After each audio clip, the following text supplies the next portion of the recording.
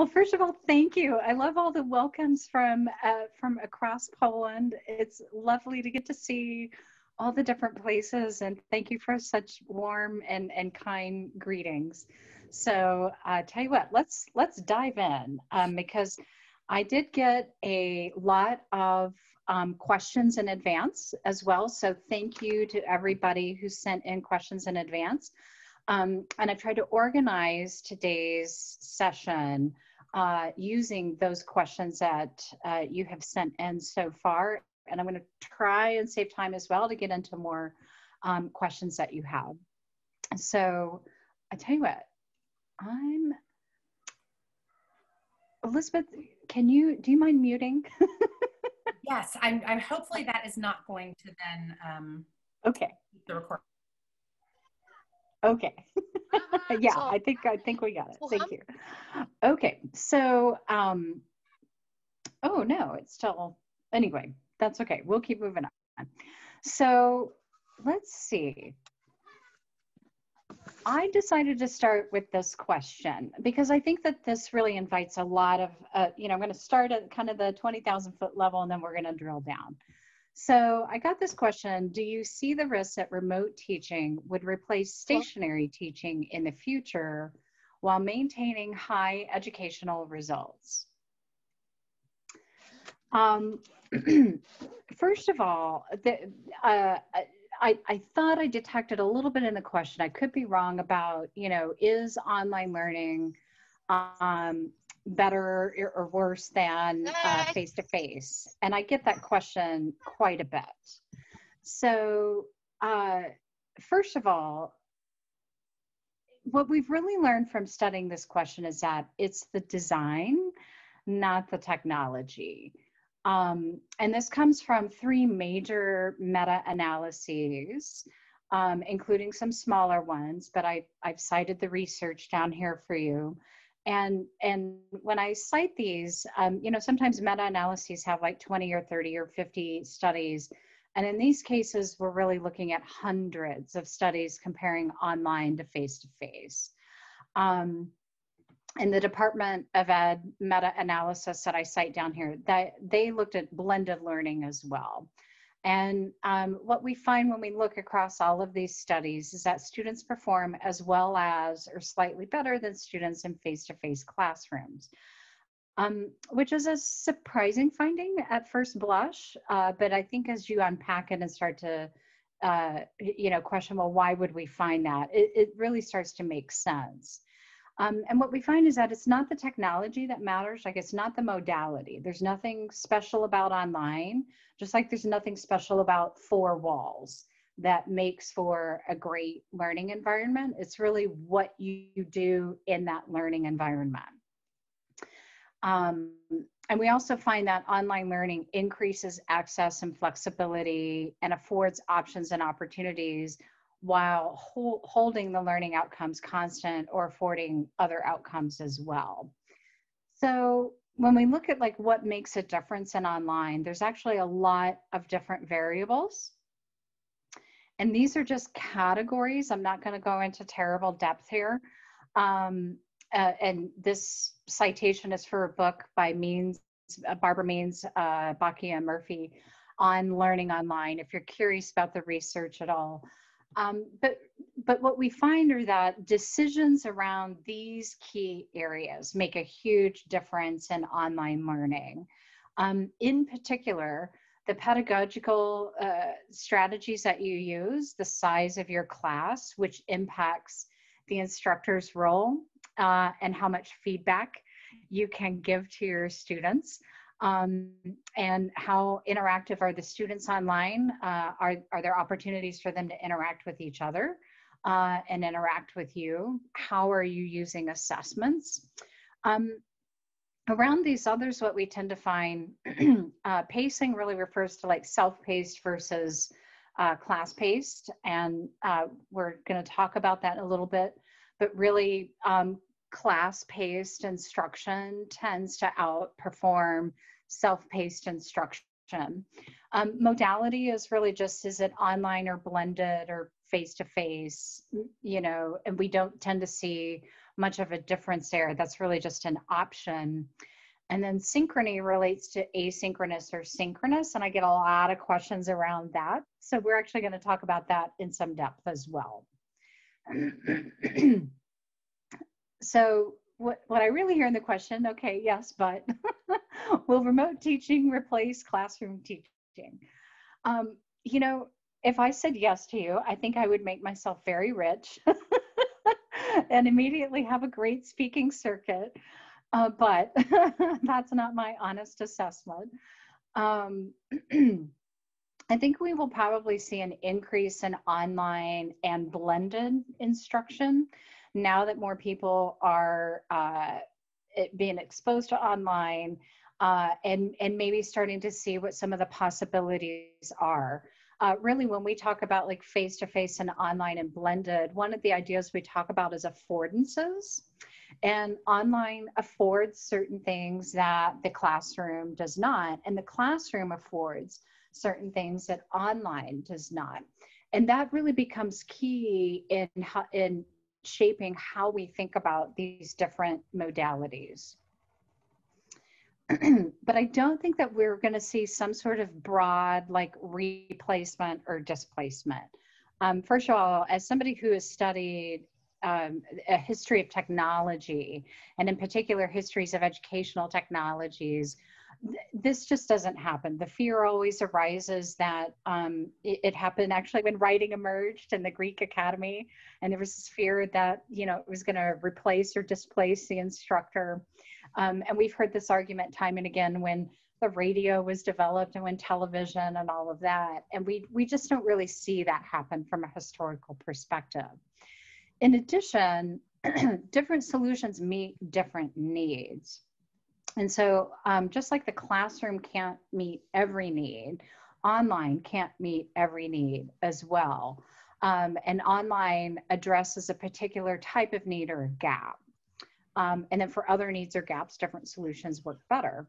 So I think what we will really see emerge, what I hope we will see emerge, is a rich education ecosystem that, you know, will continue to include residential, but will also include online and blended. And I think those will grow in size, but they won't take over. And of course, we have other parts of the ecosystem as well. Television and radio are kind of small components, but I see them used in very interesting ways sometimes. And then of course, mobile is a large emerging area too, i.e. through mobile devices. So I think our goal really is to think about, you know, as we think about next steps, you know, right now the goal is to survive and get through. And then I think the next step is to build a resilient ecosystem so that when the next disruption happens or the next shift happens, our systems are actually ready and able to adapt to that change. And so, you know, building a resilient educational ecosystem means having those layers of flexibility and adaptability. I just don't anticipate that the composition is really going to shift all that significantly. I think we're probably going to tend to look a lot closer to this, where residential is still dominant. Online probably grows, you know, maybe we'll see more blended than what I have depicted here. And a mix of other things. But I do think we're still going to tend to see residential as probably the predominant method.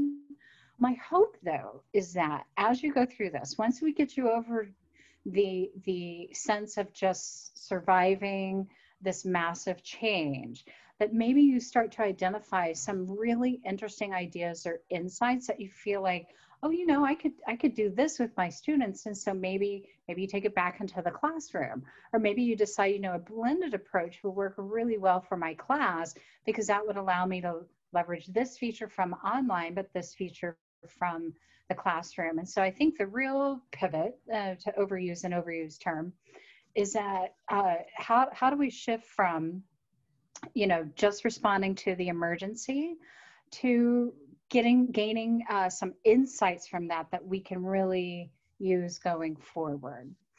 So that requires going into, okay, when we do online, when online does make sense, we want to do it well. And that gets us into interaction and assessment. and you guys had a lot of great questions around engagement and interaction and feedback. So I'm going to head on into that. This is probably, I could geek out over this all day. Let me just be very honest. This is probably one of the my favorite bodies of research, in part because I think if you take nothing away from the research but this, it will help you design a very effective online class. We have studied online learning now for over 20 years. And one of the theories that has come out of that is this idea of types of interaction, where we've identified these 3 types of interaction: learner to content, learner to learner, and learner to instructor. When these 3 types of interaction are present in a learning environment, we tend to see increased learning outcomes and increased satisfaction as well. So conceptually, we're really looking at it this way, that we've got these 3 types of interactions that are all impacting learning outcomes. What we've really discovered is that, again, I'm waxing a little, academic on you here, but it really looks more like a structural equation model, where learner interactions with each other and learner interactions with you impact how your learners interact with the content itself. And those interactions are what lead to the learning outcomes. So let me give you a few examples of each of these types of interaction. So under learner to learner, we have things like discussion forums, which allows them to interact asynchronously, and it provides for a lot more depth and reflection. Group work is a common form of learner to learner interaction. Peer feedback or peer review. And then back channel or back channeling is kind of like what's going on in the chat space now or over in the Google Doc, that as I'm listening, you're probably thinking of things and thinking of questions, and your mind is chewing on that. And, who knows, maybe you're having a quick chat with a colleague or something as well. Back channeling is very interesting. A lot of faculty tend to feel like, oh, I don't want my students chatting with each other. I want them focused on me. But what we found is that upwards of 75% of back channeling is actually focused on the content or learning. And this is like a student in the classroom turning to another student and saying, I didn't understand what she just said. Do you understand that? And that interaction between those students helps them clarify their understanding, and it also helps them build a learning community, because now they're starting to build relationships with each other, but they're doing it around the learning process. So back channeling is definitely something that we want to support and try to tap into rather than trying to cut it off. Learner to instructor interactions include feedback, and here I've clarified that as strategy-focused feedback, not error-focused feedback. When we give feedback to students that is error-focused, it actually tends to demotivate them and can hurt learning outcomes. Whereas if we give them strategy-focused feedback, like, here's what you're doing well, and over here are areas where we really need to focus on improvement, and here are the things I'd like you to try in order to improve in these areas. That sort of feedback has a very positive effect on learning outcomes. Also, office hours, if you hold virtual office hours, if you do live sessions like what we're doing via Zoom, and allow time for questions and interactions, responding to students on the discussion forums, sending them weekly emails as a class, and then also sending direct emails to students. These are really the most common types of learner to instructor interactions that we see. For learner to content, this gets down to the activities and strategies that you're using in your classroom. We know that lecture is not a very effective strategy. It's necessary, but not sufficient. You do need to provide information and go over things and explain things and all of that, because our students are novices. They're not experts. They need us to explain things to them. But in addition to that, we also need to get the learners engaged with the content and doing stuff with it in a way that they can meaningfully apply that. And I'll actually get into more examples of that as we talk about assessment, because assessment strategies can often become great instructional strategies as well. So these are just quotes from students talking about engagement, the difference that it makes. You know, students, we call it social presence. When you are present and you're responding to students and you're sending them messages and things like that, they know that. And they react to that very strongly in the learning environment. So one aspect of engagement is you making sure that you spend time responding to them either via email or in a live session or on discussion forums or whatever. I actually set time aside on my calendar every week for, you know, I make it like an appointment. This is my time to go in and check on my students in the forums and check on how they're doing and send them any prompts or emails or things like that. So I treat it as like time that I set aside on my calendar. And these, you can see, you know, when the professor is actively involved in the forums, it makes a huge difference. She's honest about issues and is actively involved in the forums. I've been incredibly impressed with the level of interaction I've experienced with fellow students, but more so with the professors. And so it all really goes back to this idea of these types of interaction. So as you're working on your courses, you know, wherever you're at, I think, you know, going in and identifying what are my opportunities for where I can build in more learner to instructor interactions and learner to learner interactions as well. Now I've got, let's see, this is just one example of like how to create interactive forums, because usually what'll happen is I'll see, I shouldn't say usually, but discussion forums that are problematic are ones that just ask students to report back based on what they've read or learned. And I use discussion forums, and we see that, you know, they're more effective if you use them for students to actively work together. So I use my discussion forums to have students actually synthesize the readings together. So for example, in one class, we use a case study where I've got videos, and they watch the video for that discussion forum. And then I ask them some simple questions like, you know, what are the organizational, cultural, and technological elements of this? I want you to dissect that. And then I just ask them a tough question like, you know, in our field, you know, would training solve this problem? And that's not a yes or no answer. And they're going to come up with all different types of responses to that. And that's what I want them to do, is I want them to get in there, start digging in, synthesizing, and discuss with each other as well. So on this slide, I've just given you several different ideas for how you could structure a more interactive forum to really get your students interacting with each other and interacting with the content as well. One of the materials, so today I've given you two things that Elizabeth was mentioning. One is the slides from today. You'll have access to all of that. And the other is a companion job aid or just a planning guide. And it has a whole section on types of interaction with some ideas in there so that you can go through and say, oh yeah, you know, I hadn't thought about doing virtual office hours. So let me do that, and I'll create like, you know, one-to-many message information distribution, like announcements or a weekly email or something like that. And this way you can start to map out what your actual plan for interaction is. My screen capture cut off, but there's a whole section on student to student as well.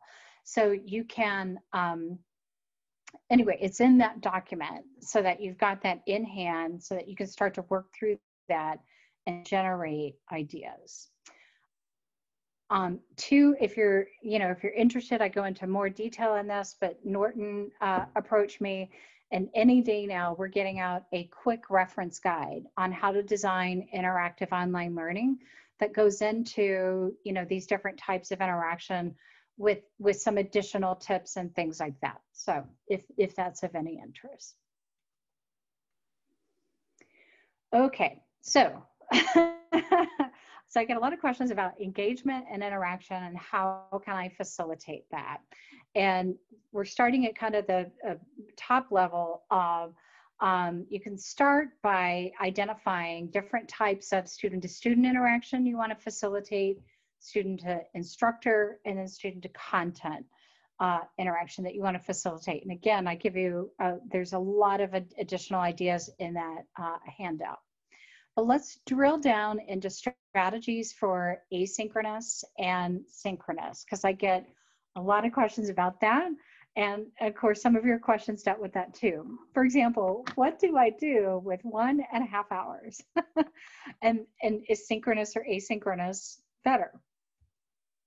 I'm going to start us off because I'm an academic. So I'm going to back us up a bit and say, let's talk about the difference between pacing versus modality, because this is really important. People confuse different terms and ideas all the time. And in the research, we distinguish between pacing versus modality. So in online learning, we have the pacing and the modality. And the pacing is really either class-paced or self-paced.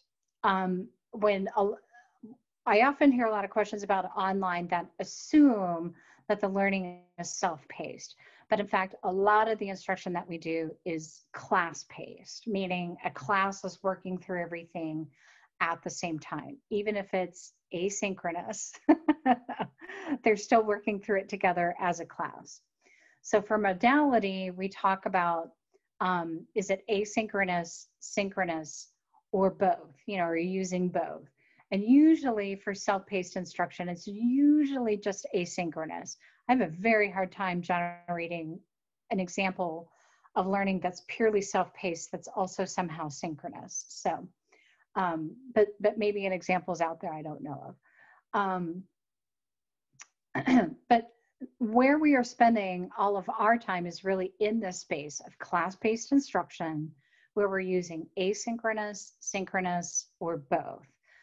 Typically, if you're doing a synchronous class, you're also using asynchronous tools as well. So it's very unusual to have a class that is really and truly purely synchronous.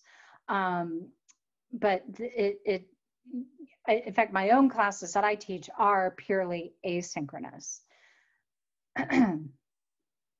All right, so to go into this just a little bit, like I talked about, self-paced, this is where the learner works on their own pace at their own time, and the learner is setting their own objectives and direction and selecting it.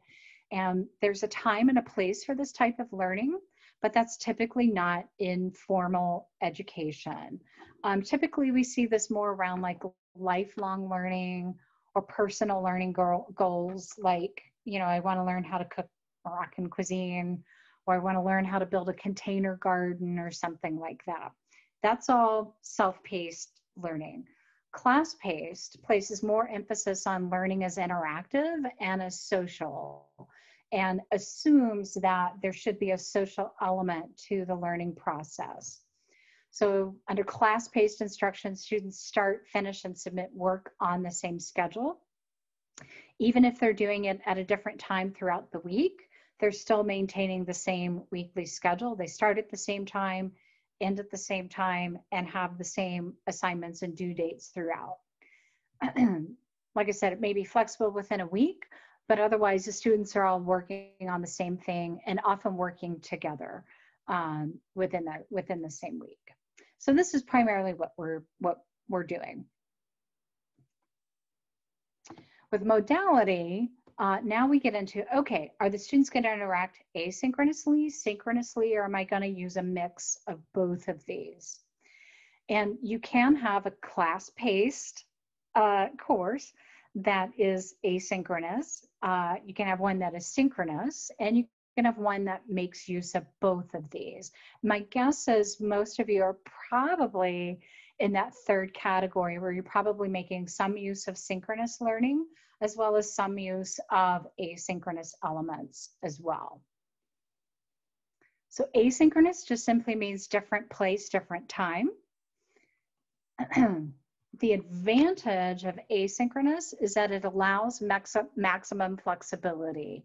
This is particularly true as your learners age.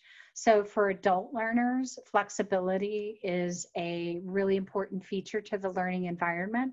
So we tend to see that graduate classes that have adult learners in them make a lot more use of asynchronous or are entirely asynchronous, as opposed to undergraduate online or below, where synchronous becomes a more common feature because it provides structure for younger learners. So like I said, best for adult learners who are more self-regulated. In this environment, I recommend that anything that's required, and this is just Steph's thoughts, anything that's required should be asynchronous. Now that's in part because we know, not every learner has the same amount of access to internet connectivity, that maybe some learners, in order to access online content, they've got to find the time to go sit at a library or sit outside a cafe where they've got an internet connection or something like that. And so asynchronous delivery of content allows them to be able to do that according to their own schedules. And that way you're not inadvertently penalizing any learners. They're not missing anything just because they don't have an internet access at the very time when you're doing a live session. So best uses of asynchronous are really when you want students to reflect and process or integrate and synthesize. Discussion boards are asynchronous interaction tools, and they are really great tools for students having to post long reflective pieces that should take them time to put that together, but they need that time and they need that time flexibility in order to do that. Asynchronous is also really great for group work and collaboration that's spread across time. So if you've got projects that your students are working on together, whether that's within a week or across, a couple weeks or the semester, then asynchronous tools like Google Docs is a very, common collaboration tool like we're using. Those work really well for facilitating extended group work. And then asynchronous is also great for making lectures and digital content available. I think one of the big instructional questions that we've seen arise around COVID is how many people try to use Zoom for lectures, when really what we could do is record that content, make that available asynchronously, and then save the live time for interactions. Conversely, synchronous just means different place but same time. The advantage of synchronous is immediacy, and there may be times when you really want to tap into that immediacy. It's best for younger learners or learners who aren't as self-regulated yet. If you're planning or teaching at the undergraduate level, then I definitely recommend using synchronous sessions, in part because it provides structure for undergraduate learners. But I would certainly record those in case you've got learners who cannot show up and participate. Otherwise, if it's possible, try to make synchronous sessions optional. But we can get into that discussion space. I taught undergraduate engineers online, and it was asynchronous with some asynchronous components. They were required to show up for class and participate in weekly sessions. And I really feel like, especially that was for first year and second year students, especially for younger students who are still trying to learn the ropes, they're still trying to get connected to other people, things like that. Those synchronous sessions are very helpful for providing that learner population, really important structure and guidance and keeping them on task. So best uses for synchronous, when you want to give immediate feedback to your students. So for example, let's say you're doing lab activities, and I've got some examples in the slides where, you know, we did lab in a box for our undergraduate engineering program that was online, where the students got kits, and then they would do their lab activities using these kits. So what we did during the synchronous time was they would get their kits out and run through the exercise, and that way the instructor or the TA or whoever was available in real time to provide them immediate feedback and immediate support, and also watch them in real time. You know, how are you going through this? What issues are you running into? What are you clearly not understanding, so that I can give you immediate feedback and address any misunderstandings or misconceptions right away. Synchronous instruction is really good for that. It's also great for optional interactions like virtual office hours. I also use it a lot for small group meetings.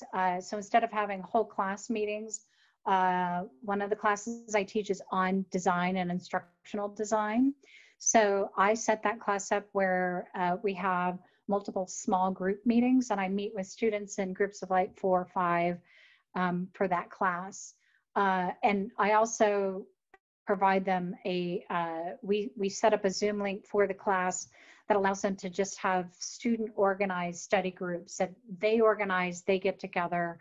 I don't play any role in that, but that way they can meet up virtually, just like they might meet up at the library on campus. Okay, so making good use of synchronous time. What do I do with 1.5 hours of time?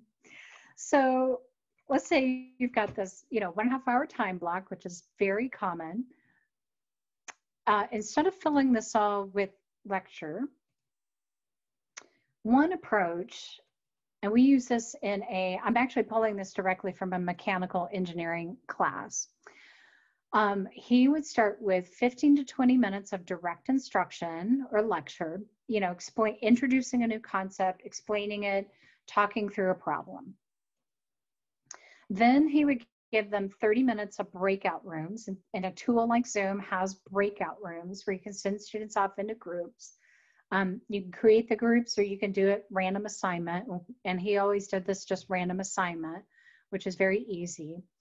And he would give them a problem to work on and give them 30 minutes in their breakout rooms to work on a problem related to the concept that they're focused on for that class session. And then they would take 15 minutes for the groups to come back as a whole class and share. So each group at that point would share, okay, here's what we came up with, or questions we ran into, or here's what we're thinking on this. And then they would spend 20 minutes together as a whole class, where he would give them an even harder problem of the same, related to the same concept, and say, okay, I'm scaffolding you through, starting you with easier problems. Now we're going to tackle a harder problem together and work through it and talk through it as a whole class. And then, 5 minutes or so for question and answer and wrap up. So this gives you a really good mix of lecture and direct instruction, which, like I said, I don't like to throw the baby out with the bathwater. Some lecture is really good, really important, but, not all. And then this mixes in a lot of practice, observation time for the faculty member to be able to go into these breakout rooms and listen and observe and just hear, how are your students doing? What misconceptions do they seem to be expressing? Things like that. Providing them immediate feedback. And all of this is just, it's a form of formative assessment. Instead of, formal summative assessment through a test, this is a great way to assess, what are my learners really understanding? What are they getting? And not only do they understand it conceptually, but can they take it and do something with it? You can also take kind of a blended or flipped approach to this. One of the questions related to, what about a flipped class idea? And absolutely, I think that's a great way to go. And actually in the class that I was just talking about, what he did was he would record a lecture at the beginning, presenting information, or I'm sorry, he moved to this model where he would record a lecture, presenting information and working through an example or two just to model for his students, okay, here's how I as an expert would work through this problem or issue. And then he would give students an activity or problem or example or whatever that they have to work on and come back to class ready to share and discuss. And there's a couple ways you can go about that. This is the schedule I just provided. But what he did was if he recorded the lecture and then gave them an activity, then what he would do is he would actually start the live session with the dedicated breakout rooms. Students come in and they hit the ground running. First thing they're supposed to do is come with their work ready to share it. And he puts them into breakout rooms and starts visiting each of the breakout rooms. And he gets an immediate sense of, okay, who's watched the readings, who's actually showing up with work, who's ready and able to go. And also able to give them immediate feedback and see how they're doing on this. So he gives them time to work, then time to come back and share. And then the direct instruction or the lecture portion is actually in the middle of the class session where he says, okay, we've worked through this a little bit. Now, here's what I'm noticing. And so he addresses misconceptions, or he says, okay, let's go deeper into the content and, work on a harder problem. And then he devotes more time to, working on a harder problem or addressing misconceptions or things like that. So hopefully that gives you a really good idea of different ways that you can go about like mixing asynchronous and synchronous, how to think about using your synchronous time in a way that's instructionally effective and all of that. So I'm going to pause real quick. Let me see if I can get to, there we go.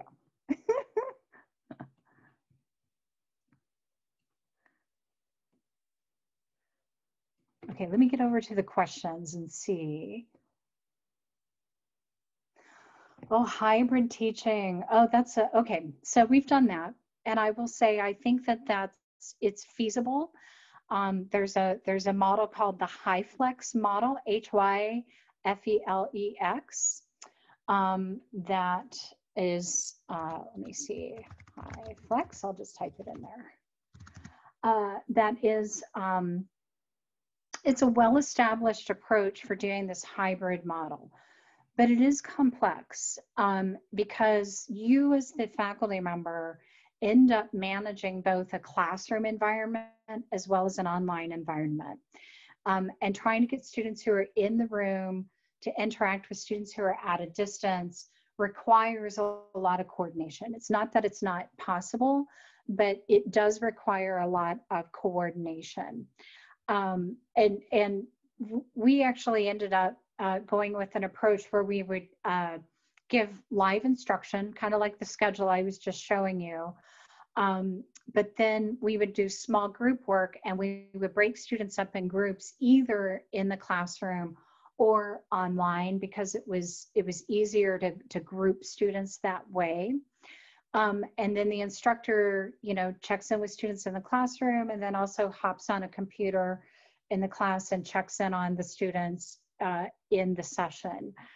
But there are a lot of technical management aspects to this. So I think that this is actually one of the more complex and difficult models. And I think for anybody who's new to this, and you don't have a lot of time for preparation, it can be very stressful. So it's not an approach that I tend to recommend, right out of the hat. At the same time, I've seen some instructors do some very creative things with it. One of my colleagues who teaches psychology uses this approach, and he's a creative guy. So he sets his class up like a talk show. So he acts like he's got his in-studio audience and his audience at home, and he interacts with the students in that way, and creates opportunities for interaction both in the class as well as remotely. So for example, they may invite a guest lecturer to be part of this, because one of the limitations of a classroom is you only have the people who are in the room. Online's great for bringing in people who are not in the same place. So it's a great opportunity to bring in like guest speakers. So he brings in guest speakers to talk about different topics, and lets the studio audience and the at-home audience ask questions of the guest as well. So, so I've seen some interesting solutions around this, but it is a lot to manage. And having managed that environment, I felt like we often inherited the weaknesses of both the classroom and online, instead of the strengths of the classroom and online. So I tend to wax very cautious around a hybrid. That was a lot, a lot of elaboration on that one. But. Okay, so I tell you what, let me get into, I'm trying to make sure I'm not missing any questions here. Okay, it was mainly about the bell sound. Okay. Okay, so assessment. I'm going to talk about that very briefly. Usually, when folks ask about assessment online, the conversation is always centered in this space, assessing knowledge, which is really like quizzes and tests and things like that. And there's an art to that, and making sure that you're designing quizzes that actually help you measure learning and detect how well do students distinguish between X and Y and Z. But I wanted to use this visual to highlight that that's a small fraction of all of the different assessment possibilities. And at the graduate level, I've taught at both the undergrad and graduate level. At the undergraduate level, I use some knowledge checks, especially just to make sure, are students reading? Are they getting it? Are they understanding? And this is really good for just basic, are they reading and are they retaining the information? But then we want to move further up the the ladder, if you will, and look at, well, how good are they at reasoning their way through problems? Are they developing the types of skills that they really need to have? Can they produce the types of products that I want them to produce, or that they're going to be expected to produce out on the job? And what about dispositions, attitudes, beliefs, things like that? And depending on what type of learning you want to assess, there are different ways to assess each of these. And frankly, this is the reasoning, skills, products, dispositions, like that's where I spend the vast majority of my own time as an instructor, and how I assess as well. So what I've done is I've given you some examples here for each of these. This is what this type of learning is, and different assessment methods that we use for how to assess that type of learning. And then I've given you examples for what you could do in an online environment. So for example, if you're looking at reasoning, using quizzes and tests with open-ended items is a very common strategy. You can have students complete sorting activities online. In one of my colleagues' classes, she gives students a PowerPoint, and it's all disorganized, and she asks them to reorganize that just to see, okay, how are they thinking about this? And then they resubmit that PowerPoint as an assignment. You can have them record them solving a problem and submit that recording. That's what we did a lot in engineering. Our students had to buy tablets, some sort of tablet device, where they could write, you know, on their tablet PC or their Wacom tablet or whatever. Or maybe they're just writing on a piece of paper and just recording that and then submit that if it's, you know, something where having them handwrite it or whatever makes sense. Of course, writing a paper on a topic and submitting, that's easy. Having students prepare a presentation on a topic and record that and submit that or share it in a discussion forum. And then using case studies. So I use case studies quite often in my classes where I give them the videos or readings or whatever, and we actually discuss that in a discussion forum. For skills, labs come up a lot here. You can have students record themselves performing that skill or perform that skill live during a live video session. That's a pretty, those are two very standard ways to go about it. There's also a lot of great tools out there for simulations and role playing. We had a class on nuclear, no, I'm sorry, it was really more on like systems engineering and ethics and whatnot, but we had a simulation on nuclear engineering where we put them into different roles, different stakeholder groups, like, you know, government regulators and an alternative energy company and local citizens and things like that. And they had to work together to come to a decision about whether or not, you know, they would approve this building a nuclear power plant in a particular region in Virginia. So there's a lot you can do there, either asynchronously or in live. We use the synchronous live video to do the simulation and the role playing. So they had to meet in small groups, talk about their position, then come back together as a whole group and debate it and try and work towards a solution by the end of class. For products, you know, I have students submit work all the time.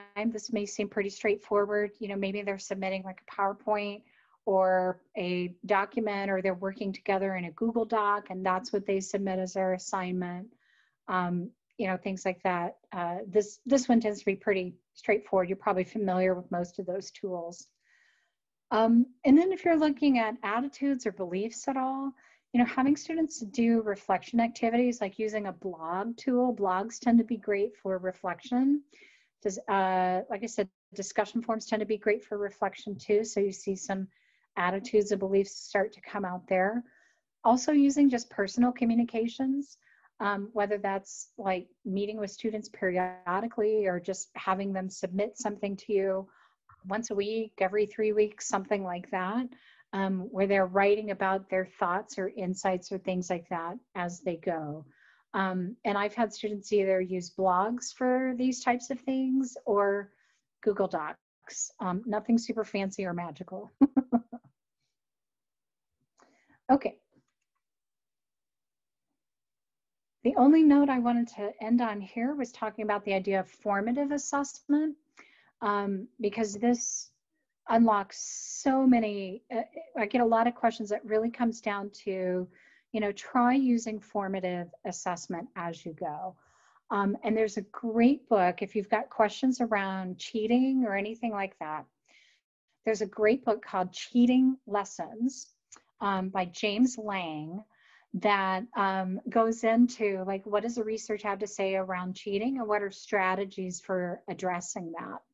But a lot of the strategies for addressing cheating comes down to how we think about assessment and integrating in formative assessment. So typically what happens is we go through class and we have like one big test at the end, or maybe a midterm and a test at the end. So students really, they get measured or assessed at these 2 points and that's it. And it's very high stakes. And that contributes to conditions for cheating. That starts to really tempt them into cheating because the stakes are high.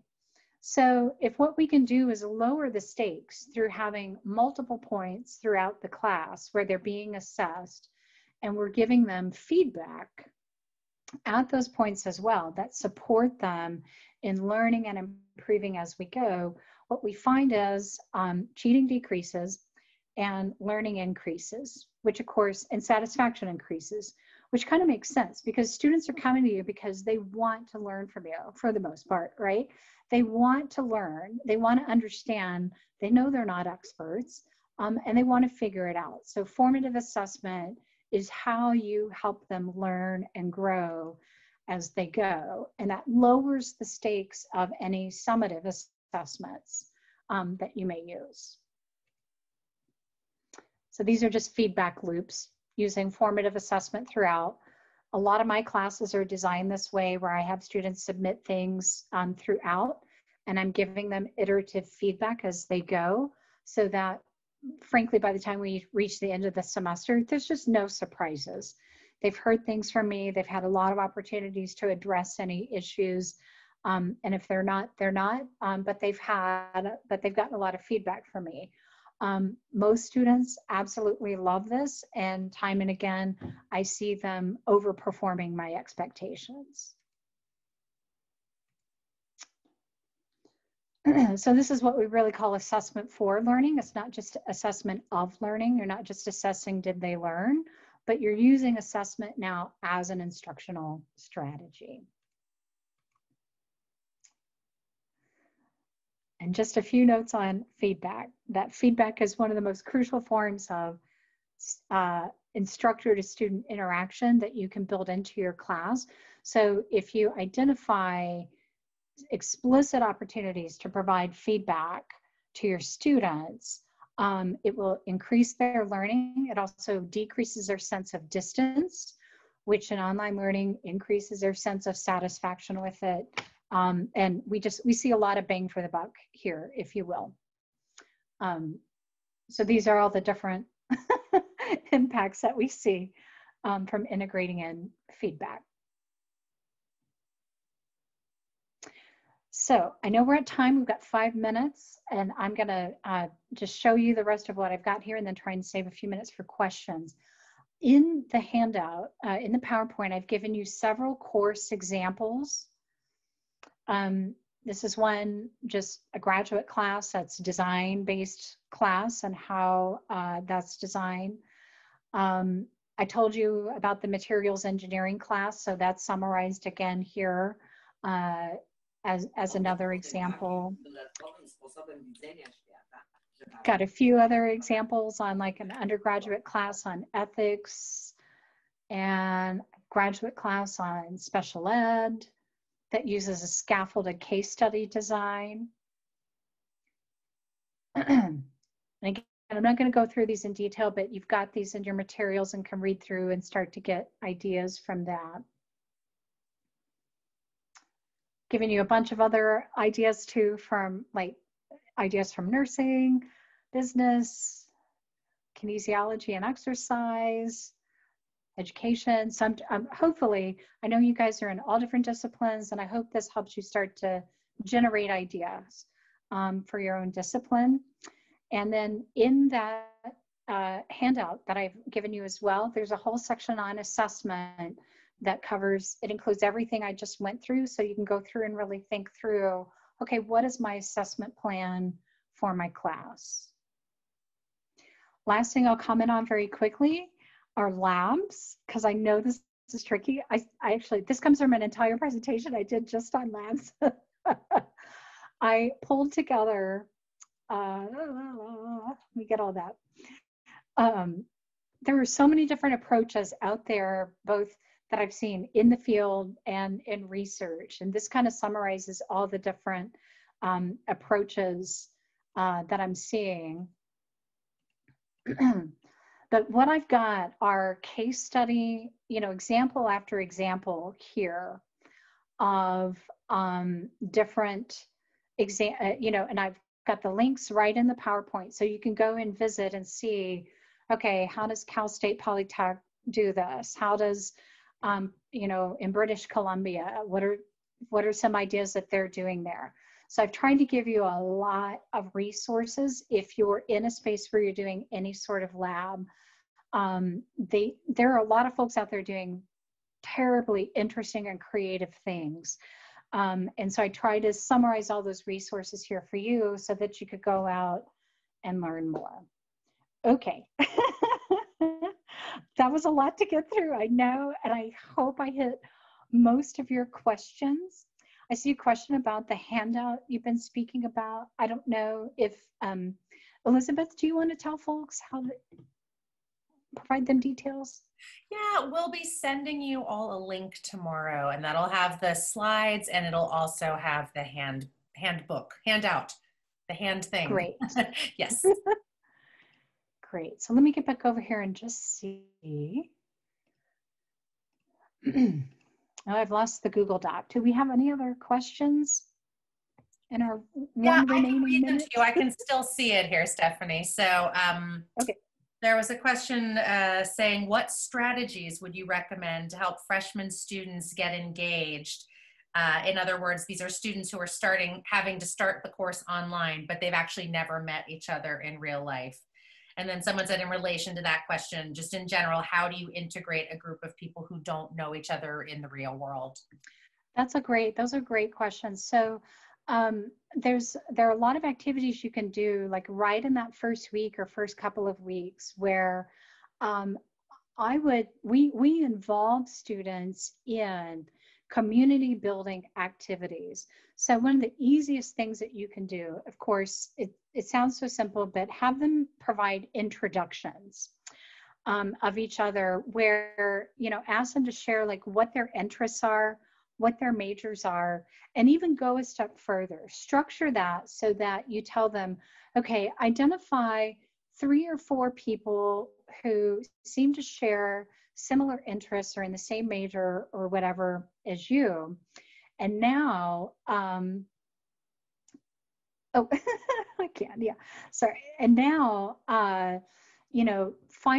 identify a time to connect with others who shared those interests. And then during your live session, what you can do is actively devote time. We talked about like blocking off the time. Devote 15 or 20 minutes of that to students. That could be like an icebreaker activity that you have students do, or putting them into small groups to learn about each other and come back and share, or creating interest groups in your class as well, where students sign up and say they've got a shared interest. Another approach for really helping to create community comes down to creating opportunities in your class for students to have say and input into the class. And that doesn't mean they're deciding the content or things like that. But it does mean you're trying to learn, okay, what interests you? Like what problems would you really like to tackle? Looking at it through the lens of this class, like what's, something on your mind or that's bugging you. Try and tap into their interests and real problems that they want to tackle. And then give students opportunities to work together, especially in freshman classes, having them work with each other in groups. They're going to gripe about it. We know that students don't like group work, but it's got all kinds of learning and community building benefits to it. So even if they complain as they go, they're benefiting from it greatly. I liken it to vegetables. A lot of people would prefer ice cream to broccoli, but they still need their broccoli. And group work is definitely in that category. So I'm so glad you have found this helpful. I hope you find the information provided even more helpful to be able to go into depth. And once again, thank you to Elizabeth and our colleagues at the State Department and everybody who joined us today. It has been a real delight to get to talk with you and hear your questions and hopefully help you out. So have a wonderful evening. Oh, great. Well, go right ahead. No, I was going to say, do you have time for one more question, maybe? I do. I don't want people to feel guilty. So we've got more questions coming in onto the Google Doc. So great. Okay. Let's see. The next one is, do you have any suggestions on how to encourage a student to participate in an online discussion, which in real life you could do by just approaching the student, without putting them on the spot? Okay, so typical strategies that, and this is very much like classroom classroom teacher strategy. A typical strategy is to say, okay, let me pose a question to you, and I'm going to call on somebody to answer this question. And then, you know, pose the question or go into what it is that you want, but don't call on anybody yet. And that way, every student is thinking, uh-oh, you know, she may call on me. So they are actively thinking their way through the question, you know, while you're thinking about it. And I do, in live sessions, I will call on individuals. You know, sometimes I'll just say, okay, let me pose a question and open it up, and who wants to respond. Other times I'll say, okay, I'm going to call on somebody, but here's my question. Here's what I want you to think about or pose. And then I'll call on an individual student. Frankly, another great way to get students to interact in online classes is to break them down into small groups. Those breakout rooms, you know, and give them a task to work on that they have to report back with. You know, maybe that's a Google Doc that they have to work in, and you can see the groups working in Google Docs. Maybe they put together a visual or graphic, you know, and come back and share that or whatever. But using breakout rooms and getting students down into small groups is a great way to keep them from just fading to the backdrop in a live class session. And I try to keep those groups about 3 to 4 students. I understand that if you're in a large class, that's going to be harder. You know, we had teaching assistants to help us with things like that. You know, small groups makes it a lot harder for a student to just fade out. Wonderful. Well, Stephanie, we know you're in huge demand right now, so we don't want to take up too much of your time. But on behalf of everybody, you can see how pleased people were in our chat box. And everyone will send you the link tomorrow so you can start putting these strategies to work in your classroom planning. So thank you all for joining us. And Stephanie, thank you. Have a wonderful night, everybody. My pleasure. Good night, everybody.